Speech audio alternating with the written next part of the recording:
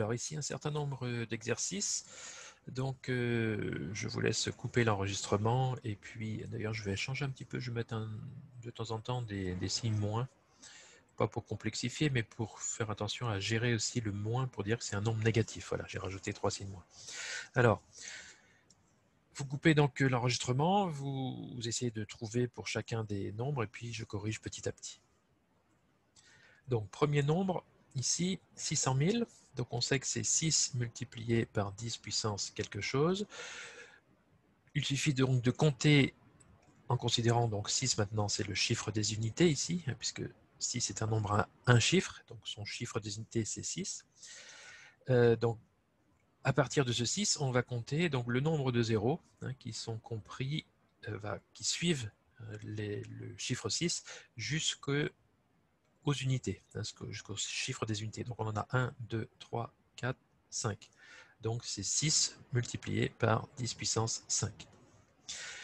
Le deuxième, donc 0,000008, donc c'est 8 multiplié par, alors on considère maintenant, donc les unités se trouvent ici, ça c'est le chiffre des unités, et on regarde donc tous les zéros qu'il y a avant jusqu'au chiffre des unités. Donc on a 1, 2, 3, 4, 5, 6, donc ça veut dire que c'est 8 multiplié par 10 puissance moins 6, puisque on a les dixièmes 10 puissance moins 1, les centièmes 10 puissance moins 2, 10 puissance moins 3, moins 4, moins 5 et moins 6. Alors, 153 millions ici. Donc, on sait que ça va être 1,53 multiplié par quelque chose. Donc, le 1, c'est celui-là qu'on considère maintenant comme chiffre des unités. Et c'est le chiffre des unités, d'ailleurs, dans 1,53. Et puis, donc, ensuite, il faut compter tous les chiffres qui suivent jusqu'au chiffre des unités ici. Donc on en a combien en tout? On en a 8. Il y a le 5, le 3 et puis les 6 zéros. Donc 10 puissance 8.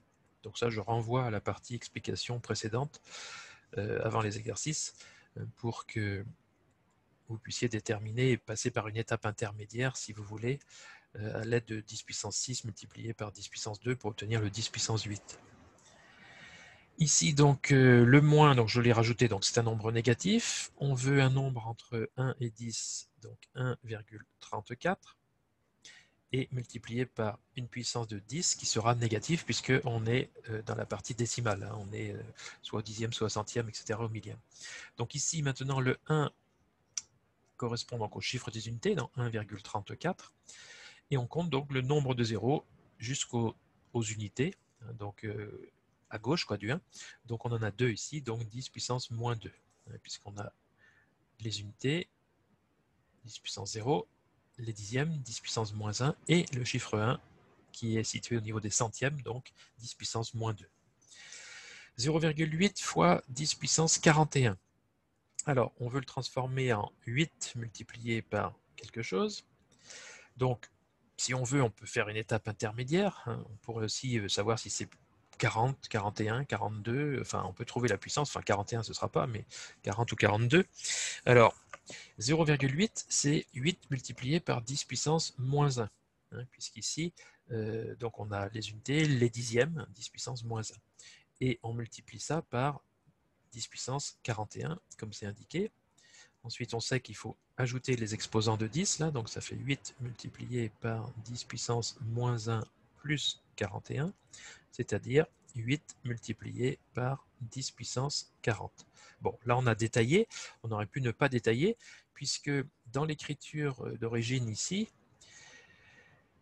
qu'est-ce que ça signifie cette écriture? Ça signifie que le 0 qui est là, le chiffre des unités de 0,8, il est 41e chiffre au-delà des unités.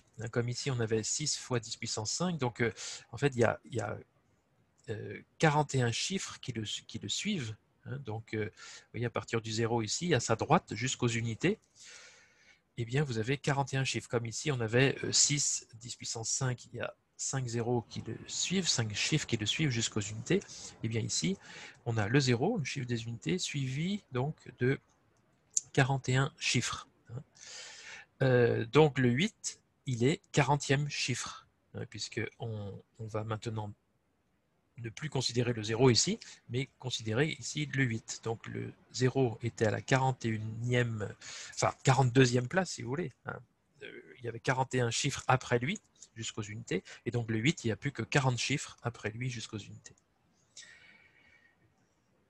Ce calcul, donc j'ai mis un signe moins, donc c'est un nombre négatif. 0,03, ça ne fonctionne pas, donc il faut mettre 3 multiplié par 10 puissance quelque chose. Alors, soit on arrive directement à se dire, bah oui, ça signifie quoi? Ça signifie que le 0 qui est là, il est 9e chiffre après la virgule. Le 0 qui est là est 9e chiffre après la virgule.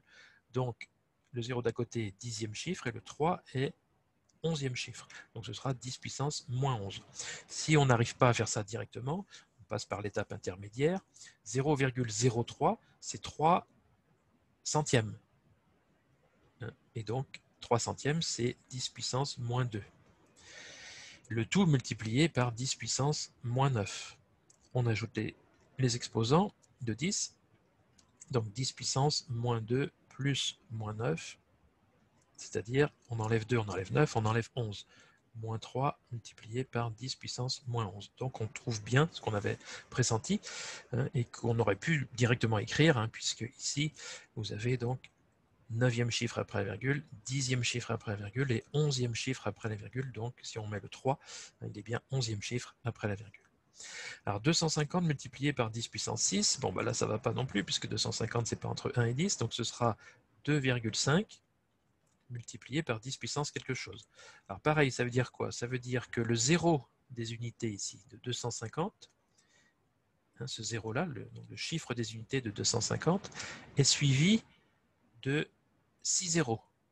Derrière lui, il y a encore 6 zéros pour aller jusqu'aux unités. Donc le 0 qui est là est suivi de 6 zéros, puisque c'est 10 multiplié par 10 puissance 6.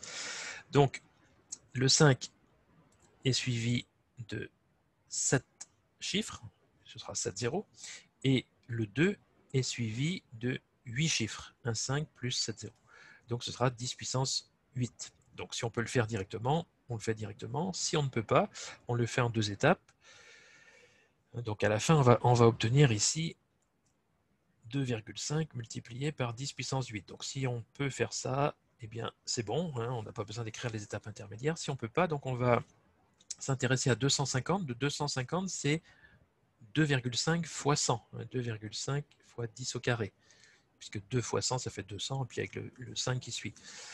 Donc on a transformé 250 en 2,5 fois 10 puissance 2, son écriture scientifique, et on multiplie tout ça par 10 puissance 6.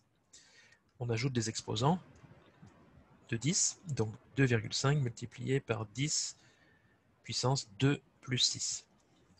Donc ici, ça nous fait 2,5 fois 10 puissance 8, donc c'est bien, par rapport à ce qu'on avait trouvé, on est en accord. Alors, là ici, donc le moins à gérer, à part, hein, c'est un nombre négatif.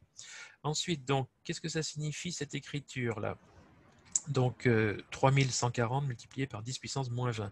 Ça veut dire ici que le 0, le chiffre des unités de 3140, se situe à la 20e place après la virgule. Il est 20e chiffre après la virgule.